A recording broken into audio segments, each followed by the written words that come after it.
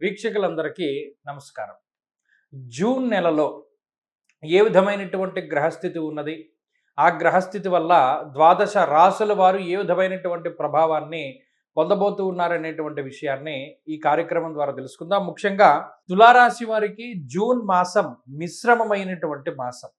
గురుబలం తగ్గడం, అష్టమ కుజుని యొక్క స్థితి, అష్టమ రవి యొక్క స్థితి, ఇటువంటివన్నీ కూడా కొంత వెనకడుగు వేసేటువంటి పరిస్థితులకి కారణమవుతూ ఉన్నది. అలాగే ఈ రాశి వారికి అనుకూలించే గ్రహాలు తక్కువగా ఉన్నప్పుడు ఏమవుతుందంటే ఈ జూన్ నెలలో ఉద్యోగపరమైనటువంటి భారం పడుతూ ఉంటుంది. అంటే ఓవర్ టైం ఉద్యోగం చేయవలసినటువంటి పరిస్థితులు ఉంటాయి.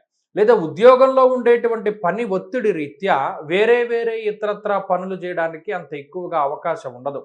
కుటుంబ సభ్యులతోటి సమయాన్ని కేటాయించలేకపోతారు కుటుంబ సభ్యులకి. అలాగే ఏదైనా ఫంక్షన్ ఉన్నా లేదా ఏదైనా ముఖ్యమైనటువంటి పనులున్నా సరే వాటికి అటెండ్ అవ్వలేకపోతూ ఉంటారు. ఎంతసేపు ఈ ఉద్యోగానికి సంబంధించినటువంటి ప్రెషర్ పెరిగిపోతూ ఉంటుంది.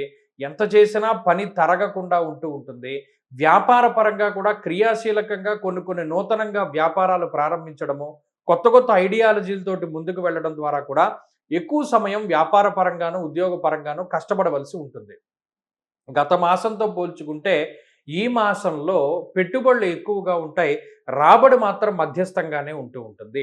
అలాగే ఈ మాసంలో వచ్చేటువంటి ధనం ఎక్కువగా రుణబాధలు, అంటే మనకి ఉన్నటువంటి అప్పులు తీర్చడానికో, లేదా ఏదైనా తాకట్టు పెట్టినటువంటి వాటిని విడిపించుకోవడానికో, లేదా అప్పు చేసి ఏదైనా వాహనం కొనుగోలు చేయడానికి, అప్పు చేసి ఏదైనా ఇల్లు కొనడానికి, అప్పు చేసి ఏదైనా బంగారం కొనడానికి, ఇటువంటి వాటికి ఎక్కువగా వెచ్చిస్తూ ఉంటారు. తులారాశి వారికి జూన్ మాసంలో ఖర్చులు ఎక్కువగా ఉన్నాయి. ఆదాయం అనేటువంటిది మాత్రం పెరగడం లేదు. గత మాసాల్లో ఎంత ఉంది అంతే ఉన్నది.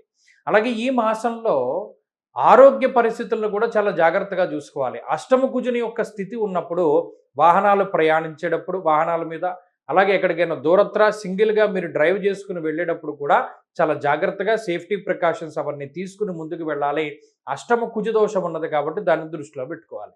అలాగే స్థాన మార్పుకి అవకాశం ఉన్నది. ఉన్న ప్రాంతాన్ని వదిలి వేరే ప్రాంతానికి వెళ్ళడానికి, లేదో ఏదైనా కొత్తగా అప్పులు చేయడానికి కూడా ఈ గ్రహస్థితి ఎక్కువగా సహకరిస్తూ ఉంటుంది.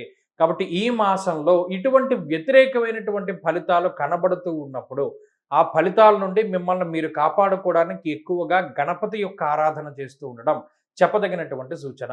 ప్రతిరోజు బయటికి వెళ్ళేటప్పుడు గణపతి షోడశనామాల్ని సుముఖశ్చైక దంతస్య కపిలో గజకర్ణికః అనేటువంటి శ్లోకాన్ని చదువుకుని వెళుతూ ఉండడం ద్వారా ఆ పనుల్లో అవాంతరాలన్నీ కూడా తగ్గి ఆ కార్యక్రమాలన్నీ చక్కగా ముందుకు సాగడానికి, ఎటువంటి విఘ్నాలు లేకుండా ధనరాబడి రావడానికి ఎక్కువ అవకాశం ఉంది.